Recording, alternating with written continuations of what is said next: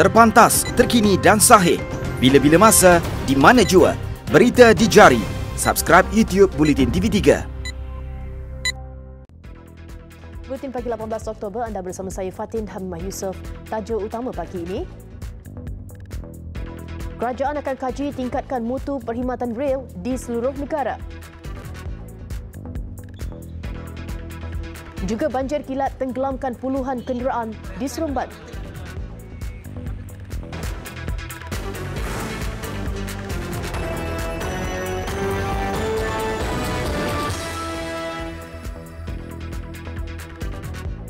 Assalamualaikum dan salam sejahtera. Puluhan kenderaan ditenggelami air akibat banjir kilat di sekitar Sungai Gadut, Seremban semalam. Hujan lebat sejak jam 3 petang mengakibatkan beberapa laluan di Sungai Gadut, Jalan Seremban Tampin, kawasan perindustrian ringan Senawang dan KTM Sungai Gadut dinaiki air hampir 1 meter. Penolong Pengarah Operasi Jabatan Bomba dan Penyelamat Malaysia JBPM Negeri Sembilan, Ahmad Muklis Mukhtar berkata, bomba menerima panggilan pada jam 6.24 petang. Sebanyak 3 jentera dari Balai Bomba dan Penyelamat Senawang, Seremban serta Rantau dikejarkan ke lokasi bagi melakukan kerja-kerja melamat. Bagaimanapun, kenderaan yang terperangkap boleh melalui kawasan berkenaan selepas air mula surut kira-kira jam 7 malam. Sementara itu, Ketua Komunikasi Korporat Kereta Api Tanah Melayu Berhad KTMB, Ahmad Asri Kalbi berkata, perkhidmatan tren di laluan itu tidak terjejas. Tambahnya, penumpang dinasihati mengambil kenderaan mereka selepas air surut. Pengedaran buku komik Inisiatif Jalur dan Jalan Meraih Manfaat Bersama terbitan kereta Dr. Hugh Kwan Yau dan artis komik tempatan Ching Poling tidak pernah diluluskan kepada mana-mana institusi pendidikan termasuk sekolah. Kementerian Pendidikan dalam satu kenyataan menegaskan tidak pernah mengeluarkan sebarang kebenaran, sebaliknya mengarahkan semua sekolah tidak menerima dan membuat edaran komik berkenaan daripada mana-mana pembekal. Arahan itu dikeluarkan kepada semua Jabatan Pendidikan Negeri dan Pejabat Pendidikan Daerah. Selain itu, kementerian juga turut mengkaji dengan lebih teliti isi kandungan buku berkenaan, membabitkan fakta dan orientasi penulisan serta bekerjasama untuk mendapatkan ulasan Kementerian Dalam Negeri mengenai aspek keselamatan, membabitkan sensitiviti masyarakat dan hubungan luar negara. KPM mengulas mengenai penyebaran komik propaganda yang dikeluarkan pihak Muzium Kebudayaan Komik Asia yang turut dinyatakan sebagai pemberian ihsan. Komik berkenaan diterbitkan pada April 2019 dalam 3 bahasa iaitu Melayu, Cina dan bahasa Inggeris.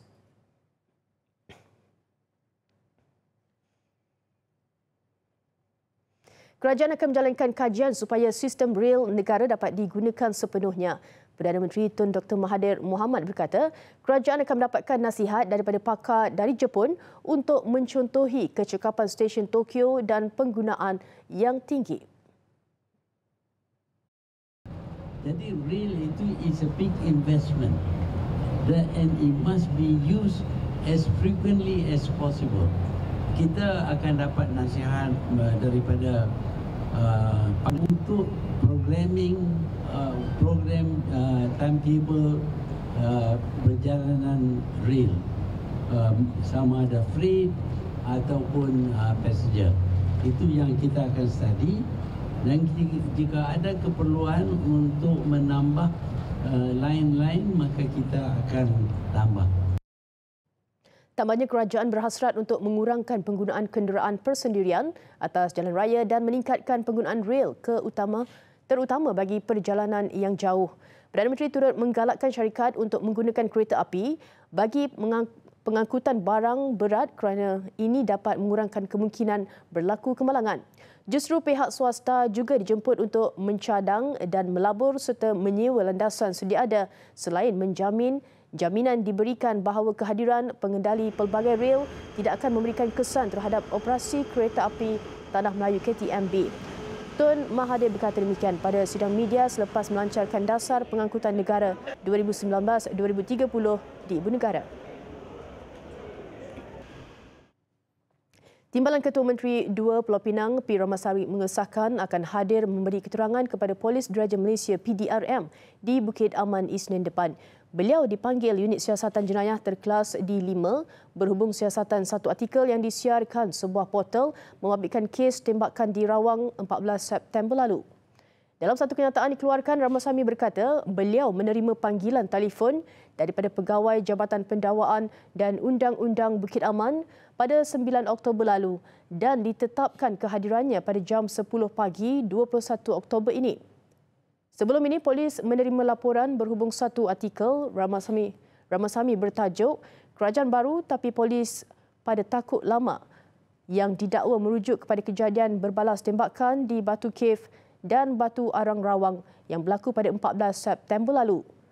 Dalam artikelnya, beliau dilaporkan melahirkan rasa terkilan dan terkejut dengan insiden berbalas tembakan antara polis dan 3 suspek berbangsa India serta mempersoalkan tindakan polis menembak mati 3 penjenayah berkenaan.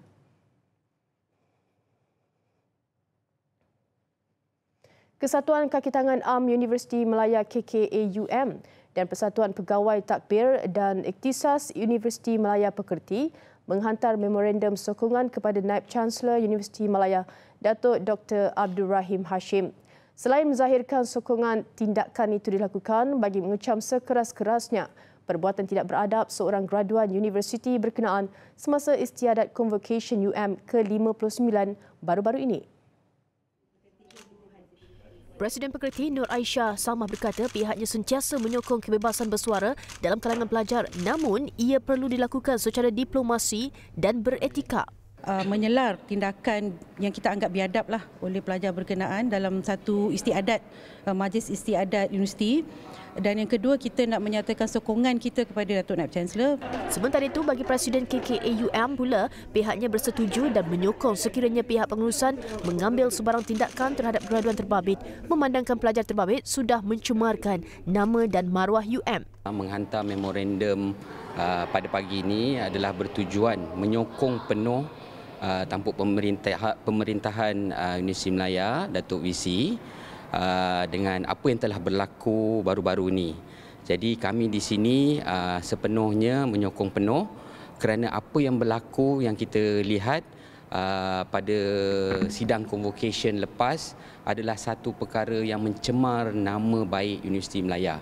Isnin lalu, seorang graduan kejuruteraan UM, Wong Yan Ke, bertindak mengeluarkan dan mempamerkan plakat tertera perkataan tolak resis dan undur visi sebaik menerima segulung ijazahnya ketika berada di atas pentas sempena Convocation University itu. Graduan terbabit turut melaungkan perkataan "ini tanah Malaysia". Tiada rakyat Malaysia dilaporkan terbabit dalam kemalangan maut membabitkan sebuah bas persendirian di lebuh raya Mekah Madinah yang menyebabkan 35 penumpang maut kemarin. Perkara itu disahkan Konsulat Jeneral Malaysia di Jeddah menerusi laman sosial Facebooknya semalam. Difahamkan Kedutaan Malaysia di Arab Saudi juga sudah menghubungi pihak berkuasa tempatan bagi mendapatkan maklumat lanjut berhubung nahas terbabit. Kenderaan yang terbabit dalam nahas itu adalah bas jenis persendirian yang jarang digunakan rakyat Malaysia ketika menunaikan umrah. Bagaimanapun, pihak kedutaan akan terus memantau perkembangan dari semasa ke semasa bagi memastikan keselamatan rakyat Malaysia. Mangsa yang terbabit dalam kemalangan maut itu termasuk warga Asia dan rakyat tempatan.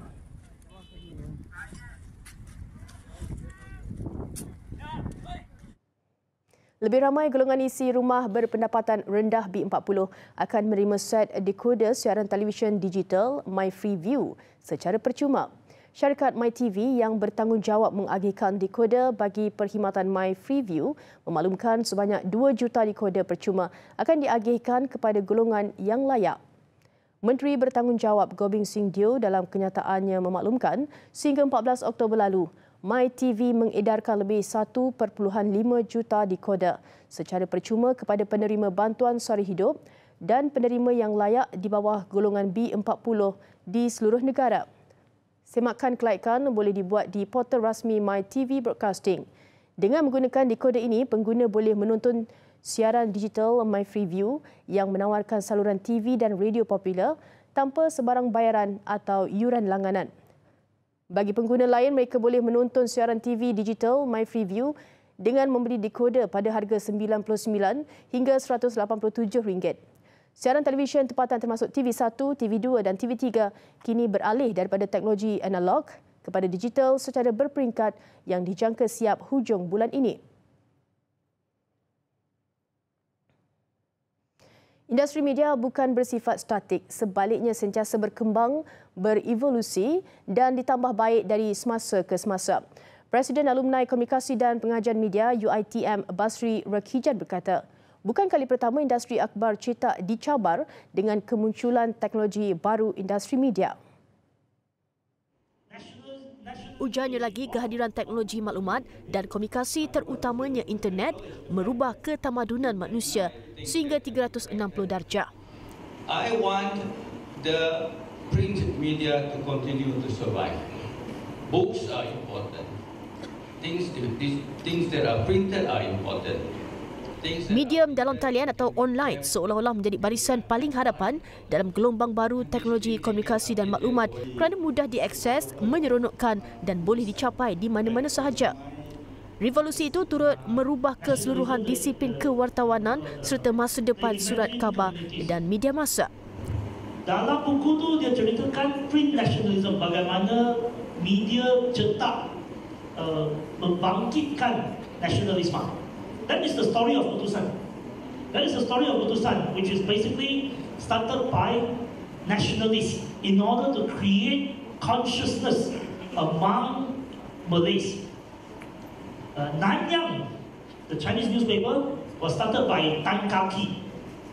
Tan Kaki was a businessman. Basri berucap ketika menghadiri program seminar yang mengangkat tema kelangsungan media cetak, mengapa di layar jika boleh diterbit.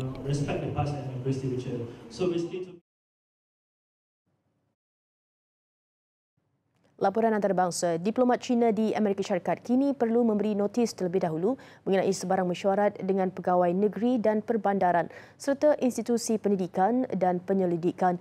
Menurut Pegawai Kanan Jabatan Negara, langkah itu merupakan satu tindak balas atas layanan Cina terhadap diplomat Amerika Syarikat di negara itu. Difahamkan tindakan meminta kebenaran yang dikenakan itu telah menghadkan interaksi diplomat Amerika Syarikat dengan pihak berkepentingan di China. Langkah itu walau bagaimanapun masih dalam peringkat perancangan dan tidak mempunyai kaitan dengan hubungan Amerika Syarikat China yang lain. Dalam pada itu, Kedutaan China di Washington berkata sekatan baru itu melanggar Perjanjian Konvensyen 1961 Vienna. Pihaknya menegaskan bahawa China tidak mempunyai permintaan sedemikian terhadap diplomat Amerika Syarikat dan pegawai konsular di China. Seorang peninju Amerika Syarikat, Patrick Day, meninggal dunia setelah mengalami kecederaan serius di kepala dalam satu pertarungan menentang Charles Conwell. Kejadian berlaku dalam pusingan ke-10 perlawanan tinju yang diadakan di Wintrust Arena di Chicago. Akibat ditumbuk bertubi-tubi di bahagian kepala, Day rebah dan tidak sedarkan diri di atas pentas sebelum dibawa ke Hospital Northwestern Memorial. Doktor menjalankan pembedahan ke atas mangsa. Day, 27 tahun, meninggal dunia di hospital selepas berada dalam koma selama 4 hari. Yayasan Amal Barzani menghantar bantuan perubatan dengan menggunakan 3 buah truk ke sebuah kem di Syria. Ubat-ubatan yang didermakan mampu menampung seramai 5,000 keluarga di kem di Hasakeh. Selain itu, penghuni kem turut menerima 20,000 selimut, susu untuk kanak-kanak dan bahan pencuci. Ia adalah bantuan pertama dari yayasan berkenaan untuk 25,000 orang yang dipindahkan ke kawasan itu selepas tentera Turki melancarkan serangan. Susulan daripada serangan itu, kerajaan Turki dikecam pelbagai pihak. Namun Turki tetap meneruskan operasi ketenteraan terhadap militan Kurdis.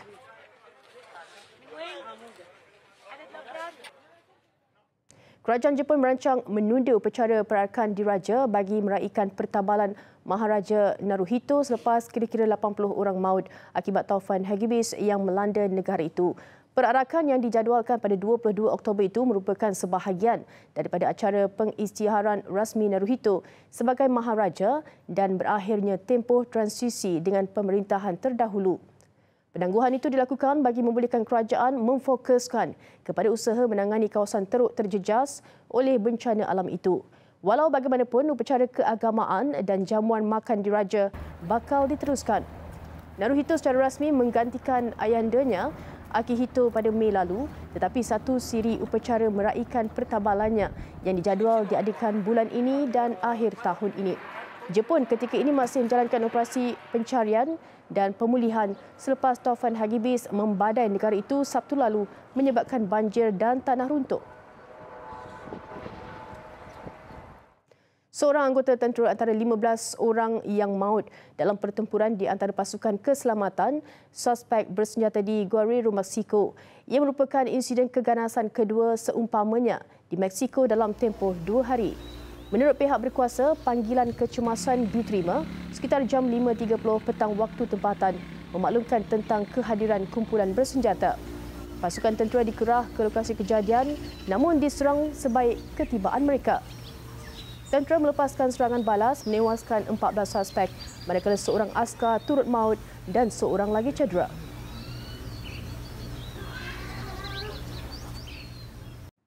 Kita ke laporan sukan. Cabaran pemain negara ke kejohanan badminton terbuka Denmark 2019 kini terletak di bahu beregu campuran selepas 3 wakil negara terkandas di pusingan kedua. Ia menyaksikan harapan tunggal Malaysia disandarkan kepada beregu campuran profesional Chan Peng Soon dan Goh Liu Ying selepas menewaskan wakil India sekaligus mara ke peringkat suku akhir yang dijadualkan berlangsung lewat malam ini. Bagaimanapun, kemaraan Peng Soon Liu Ying di peringkat kedua semalam tidak hadir dengan mudah apabila dipaksa beraksi 3 set sebelum menewaskan Pranav Jerry Chopra dan Reddy Nsiki dalam tempoh 58 minit. Lawan menanti mereka di suku akhir ialah Seo Yu Jae, Chai Yu Jung dari Korea Selatan. Rentak itu gagal diikori satu lagi pasangan beregu campuran negara Goh Sun Huat, Shivan Lai apabila tewas kepada gandingan dari Hong Kong straight set dalam tempoh hanya 34 minit. Impian beregu lelaki Aaron Chia dan So Woo-yik ke suku akhir bagaimanapun tidak kesampaian apabila kecundang kepada pilihan kedua kejohanan dari Indonesia Muhammad Ahsan dan Hendra Setiawan juga dengan straight set. Mengikut jejak mereka ialah beregu wanita di barisi Chung Wei Kwan dan Lee Meng Yan yang kalah di tangan pemain Thailand. Tewas mudah 12-21 di set pertama, Mei Kwan dan Mei Yan bangkit dengan aksi bertenaga di set kedua. Namun tidak memadai sekaligus tewas straight set dalam perlawanannya memakan masa hampir 1 jam. Dalam usaha menambah baik bola sepak di Kelantan, Persatuan Bola Sepak Kelantan KAFA mengumumkan pelantikan Menteri Pertahanan Muhammad Sabu sebagai penasihat badan induk itu berkuat kuasa semalam. Menurut satu kenyataan rasmi yang dimuat naik di laman Facebook Kelantan FA, persetujuan tersebut dicapai selepas Presiden KAFA Datuk Wan Abdul Rahim Wan Abdullah mengadakan kunjungan hormat ke Wisma Kementerian Pertahanan Kuala Lumpur. Dalam kenyataan itu, KAFA memaklumkan Muhammad Sabu akan bertindak selaku penasihat persatuan tetapi tidak akan mencampuri urusan majlis penasihat-penasihat KAFA yang diwujudkan 3 bulan lalu.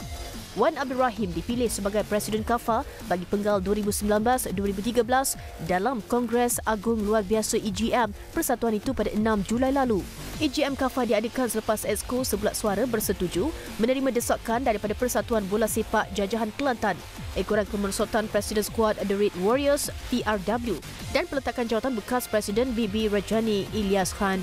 Selepas pelantikan itu, Wan Abdul Rahim mengambil langkah proaktif dalam menyelesaikan kemelut yang melanda dalam badan induk bola sepak negeri Kelantan itu, terutamanya melibatkan masalah hutang lapuk.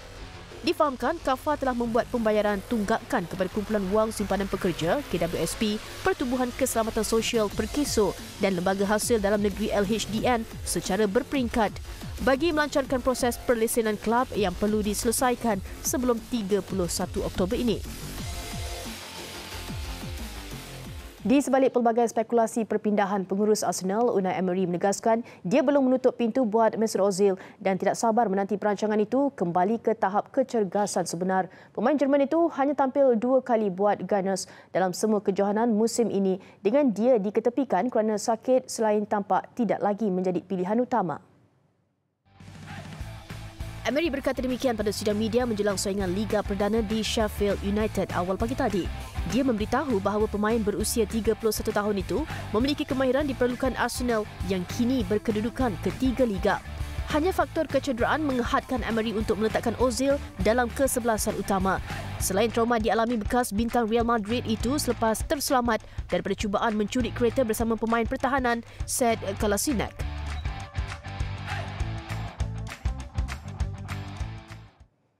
Sekian paparan Buletin Pagi. Terus ikuti media sosial dan digital Buletin TV3 untuk pelbagai perkembangan berita terkini. Saya Fatin Hamma Yusof. Salam hormat dan Assalamualaikum.